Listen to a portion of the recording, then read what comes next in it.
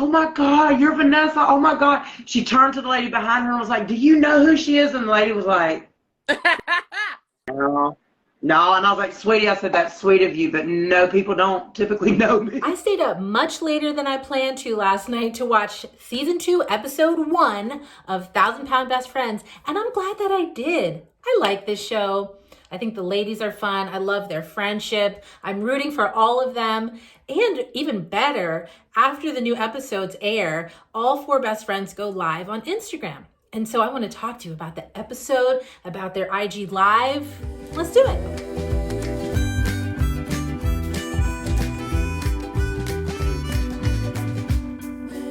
I am always interested in how these kinds of shows come together. Like, how do you go from just experiencing something in your own home to all of a sudden it's on national TV and we're all in a position to watch and think about it? It was kind of cool. Last night, the 4 best friends shared with us how this show came to be. Megan, maybe you already know this, Megan was on another reality show, but even before that, she was planning to get bariatric surgery with Dr. Proctor, obviously a great doctor, and she said she wanted to, be cast in whatever show they were casting for at the time, and they said, no, we're not casting anymore. And she said, okay, she needs to get the surgery anyway, so she's going to go forward with the process. Anyway, by the time she got to the point of actually it's going to happen, she's working with Dr. Proctor. Dr. Proctor is the one who said to her, Megan, we're casting again for this show. I think Too Large is the name of the show that she was on originally. Do you want to be on that show? And of course she said, yes, I do want to be on it. And I guess then through being on the her episode of Too Large, then she was invited to do the 1,000 Pound Best Friends. And then last night on the Instagram Live, she talked about going to each one of her friends and asking them if they wanted to be on it with her.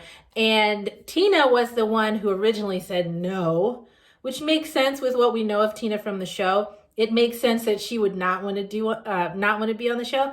Obviously, of course, she changed her mind eventually, and now here we are, 4 best friends, season 2. Okay, so let's talk a little bit about what actually happened in last night's episode. Just a few things that kind of surprised me or that I'm looking forward to seeing how it gets resolved throughout the season.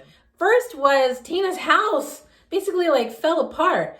Not really, but it was flooded. And she walked us through the house. There was water coming down from the ceiling, water in the floors, water in the walls. Her walls were falling apart. This was tragic, and it was hard to watch. I felt really bad for her. And not just her, Tina lives in the house with her husband and their 4 children. And also Megan and Megan's fiance live with them too. So that's 8 people in this house. In the episode, the city came through and deemed the house uninhabitable. So the 8 people who lived in the house had to move into one little hotel room. And so that was a scene of watching Tina and Megan try to get into the, hotel rooms always have these big, really tall beds. So that was kind of a funny moment. But really though, as I'm watching this, I'm like, that's really hard. 8 people, including 4 kids in one hotel room. That was intense. And then to connect it to the show, Megan and Tina did talk about how this was definitely going to affect their diet. They wouldn't have a kitchen. They just have a mini hotel refrigerator. They were going to have to make some difficult choices about how they were going to stick to their diet throughout this process. At that point in the show, last night's episode, they were anticipating being in the hotel room for a couple of months. So that's really, really frustrating, I'm sure. In the IG Live, though, Tina and Megan shared that they are back in the house. And they also talked about what it means that Megan lives with Tina. First of all, love you, mean it, but it's not for you to understand. Second, Megan doesn't mooch off of me. Megan pays her way through life. She helps me. Yeah. They said I'm a mooch. She doesn't mooch off of me. I pay my way. There it is. Oh, I see it, girl. I see it. My bills are paid. All of the adults in this house Go work. into super detail, but basically they said that nobody's mooching off of anybody, that it actually is helpful to all of them to have so many adults in the house. All of the adults are working. It's not like anybody's paying for everybody else. And so I thought that was good that they shared that. it is important to remember, like, doing this type of reality show, you don't immediately get rich from this. So I think some of their finances might change in the coming months, but it seems like for now, it probably is helpful to have some extra adults paying some bills in the house. Also, if we're going to talk about episode 1, we got to talk about Vannessa. She had an amazing weight loss experience between season 1 and season 2. So at the end of season 1, she got the bariatric surgery. Big deal. She was so happy. She was like being wheeled out after surgery and crying and thanking Dr. Proctor, telling him that she already knew that he had saved her life.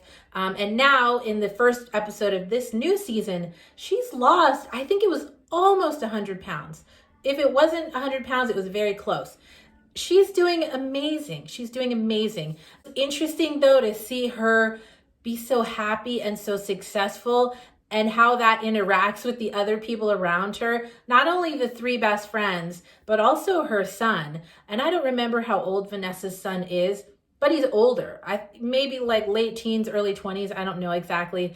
But as Vannessa is getting her health in order and losing weight and investing in being healthy, her son is really kind of going the opposite. And since season 1, he had gained like almost 30 or 40 pounds, I think, in just a couple of months. And so Vannessa was in this episode happy for herself, but also really sad and worried for her son. So I'm assuming that throughout the season, we're going to see more of like what happens with her son. Also interesting to see though how the 3 best friends react to Vannessa, because I think historically Vannessa had been the biggest of the friends, and now I think Megan said every time she sees Vannessa, it's like she's lost more weight. So it's like Vannessa is the only one who really lost any weight between season 1 and season 2. And of course, Ashley, she's positive about it. She is encouraging to the other ladies. She's happy for Vannessa and encouraging the other women to continue like trying to get this together. Megan, kind of tries to play it both ways. It's clear that she is a little envious. I think she's a little envious that her bestie is losing weight and Megan's really not. So it'll be interesting to see how that impacts their friendship and how that just works out. I mean, that's hard if you and your best friend are working on the same goals at the same time and one of you is being really successful and then the other one is really struggling. Like, there's no way that won't affect the relationship. So it'll be interesting to see how that goes on. That ended in this episode was Megan getting really upset and saying she did not want to talk to Vannessa or any of the other women about her weight loss. And so it seems like Megan's in a really low point about doing this publicly. But like I said, seeing them on the IG Live was really nice because Megan is like, it's clear that she's into it. She's not like staying in a down place. She's excited for it. It was fun, like I say, to see them on the live. They talked a little bit about like, are they famous or not? Because some people had asked questions like, what is it like to be famous? And they were just saying like, they're not really at that level of fame. Occasionally someone will recognize them, but for the most part, they're still living their very regular lives. Those are just a few of the things that stood out to me from season 2, episode 1 of 1,000 Pound Best Friends. Definitely let me know what stood out to you. What do you think was like shocking? Was there anything really surprising in this episode or any storyline that you're interested in hearing more about from these ladies? Let me know. I will say, if you're interested in this show, it is fun to catch their IG Live late at night. I mean, it's late.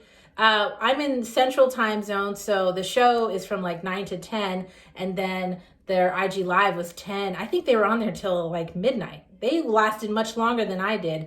But it's fun to see them. So far, the community of people who watches their show seems to be pretty small. So it did feel like it was intimate enough that if you got on there and asked them a question, they would answer you. So it was kind of fun. It's like sitting up with some good friends that happen to be on national TV. All right, so yes, let me know what you thought. And in the meantime, let's plan to meet here again. You know, I love talking about this show. I like these ladies. I'm rooting for them. All right, take care.